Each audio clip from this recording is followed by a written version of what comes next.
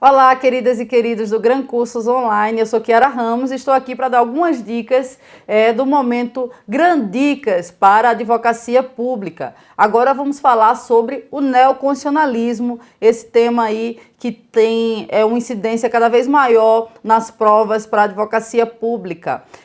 O que seria o neoconstitucionalismo? Seria aquele momento da teoria e da ideologia constitucional pós-Segunda Guerra Mundial, no qual eu tenho uma reaproximação entre o direito e a justiça, onde quebramos a lógica do positivismo e procuramos outros fundamentos para o direito em teorias neopositivistas, em teorias valorativas, em teorias da justiça. Algumas características são importantes de serem memorizadas e são elas que vamos destacar aqui nesse vídeo. Vem comigo na tela, por favor.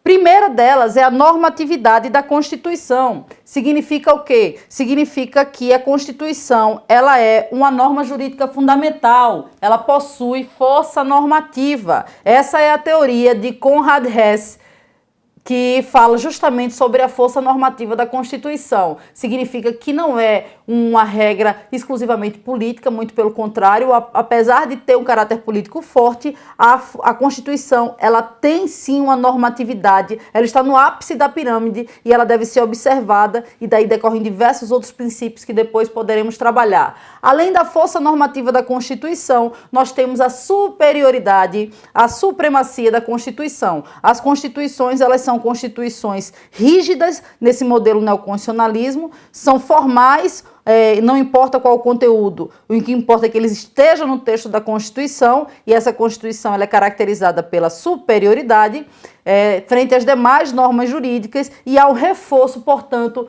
do controle de constitucionalidade das normas. Então, além da força normativa da Constituição, a supremacia da Constituição. Outra característica é a centralidade da Constituição. Ela ela possui uma eficácia irradiante para todos os ramos do direito, fazendo com que tanto os direitos de matriz pública quanto de privada, como o direito civil, como o direito empresarial, eles se pautem pelo texto constitucional. E isso traz diversas influências e diversos temas tão recorrentes aí, tão cobrados atualmente, como é o caso da eficácia horizontal dos direitos fundamentais. É uma decorrência da centralidade e da supremacia da Constituição. Significa que os direitos fundamentais não são oponíveis apenas ao Estado. Os direitos fundamentais também são oponíveis de particular para particular, como no caso de uma relação de trabalho. O empregador deve respeitar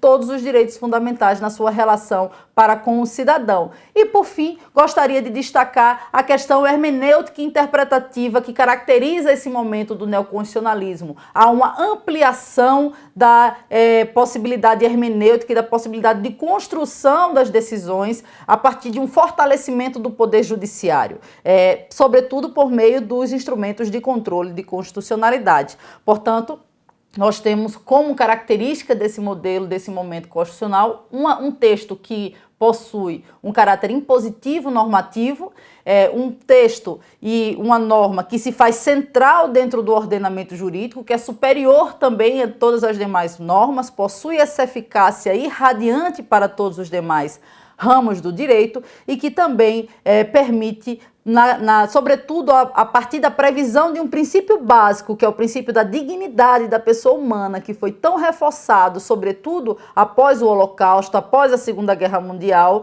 Essa dignidade da pessoa humana passa a ser a porta de entrada para que os princípios ganhem força na interpretação constitucional. A função do princípio deixa de ser uma função integrativa e passa a ser uma função construtiva da decisão. E há, sim, sem dúvida alguma, uma distinção entre o texto da norma e a própria norma constitucional. Essa, sim, construída a partir da atuação dos intérpretes da Constituição. Bem, vamos ficar por aqui e até a próxima dica. Espero que eu tenha colaborado.